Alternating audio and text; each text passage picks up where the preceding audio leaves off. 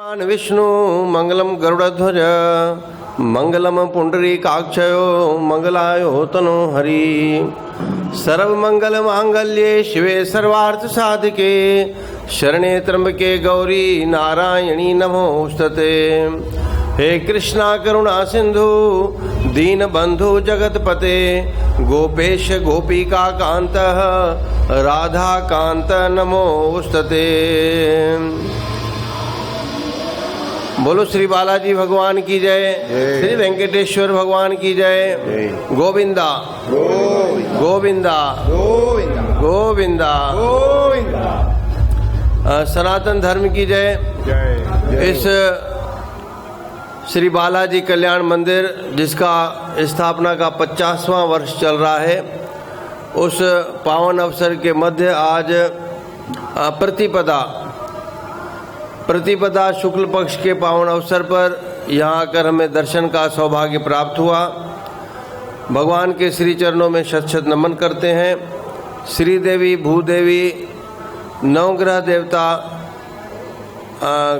कुबेर इत्यादि यहाँ जो भी मंगल मूर्तियाँ विराजमान है उन्हें नमन है। सबके मंगल की, सबके भाग्योदय की प्रार्थना करते हैं।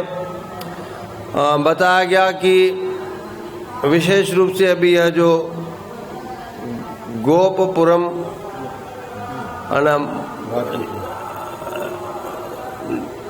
एक भव्य मंदिर का निर्माण पूर्णता की ओर है, जहाँ पर अष्टलक्ष्मी भी स्थापना होगी, उनकी मूर्तियाँ लगेगी।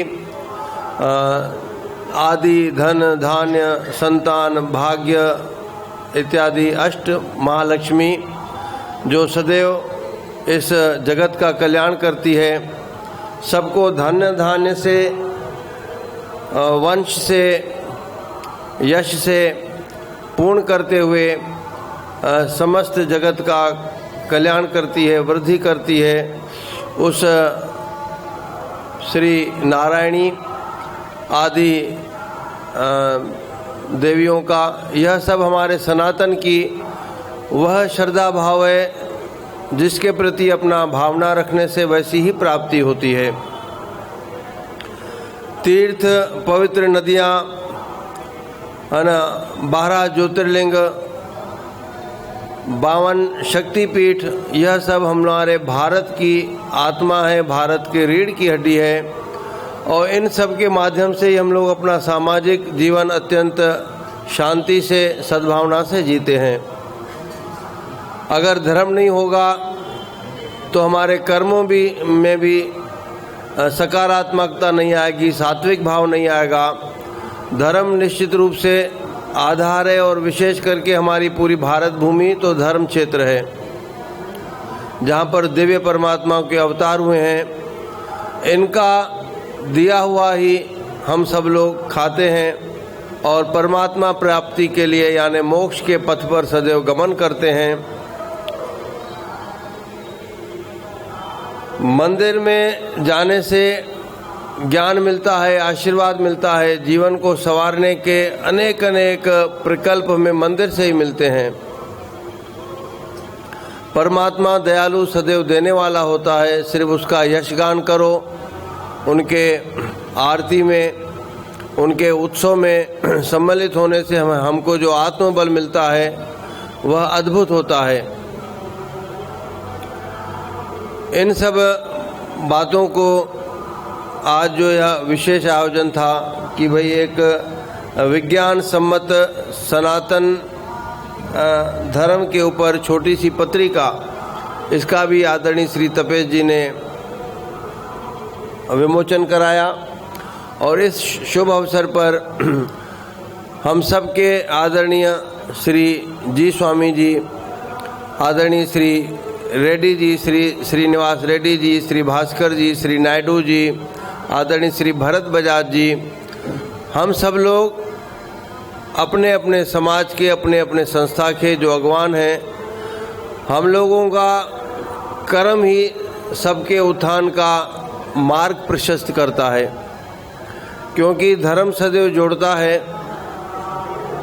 और जो दक्षिण भारत है ना, विशेष करके दक्षिण भारत जहाँ वेदों को जिंदा रखा गया, क्योंकि उत्तर भारत में तो जब मुगलों ने आक्रमण किया तो सिंध से लेकर उत्तर भारत तक मंदिर तोड़े गए, शास्त्र ग्रंथों को ख़त्म कर दिया गया, जला दिया गया।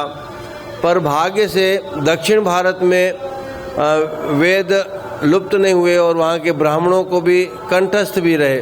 गोविंदा गोविंदा। हमें खुद वह सौभाग्य प्राप्त हुआ जब हम दक्षिण के ब्राह्मणों के संपर्क में आए तो श्री कृष्ण यजुर्वेद घन पाठ करायण का अवसर सन 2015-16 में प्राप्त हुआ। और उसके बाद से हम चेन्नई भी गए, हैदराबाद भी गए। हैदराबाद तो 3-4 बार जाना हुआ है, क्योंकि एक बार जत्थे को भी लेकर गए थे श्री तिरुपति बालाजी।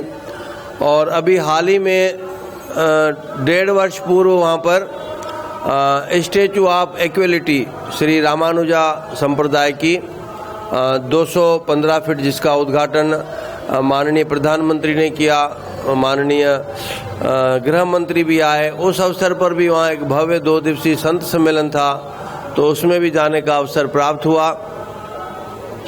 हमारा भारत अद्भुत है ना, हमारा भारत अद्भुत है, जहाँ पर अनेक अनेक जाति वर्ग भाषाएं हैं, पर हम सब लोग एक हैं। यह अपने आप में एक गर्व की और प्रेरणादायी बात है ना। और कितना आदर भाव एक दूसरे के लिए उत्पन्न होता है जब जब ऐसे अवसर आन पड़ते हैं कि हम लोग मिलते हैं, धर्म प्रेमी आपस में मिलते हैं, तो एक दूसरे की सभ्यता, एक दूसरे की संस्कृति है ना, बहुत ही मन को आनंद देती है।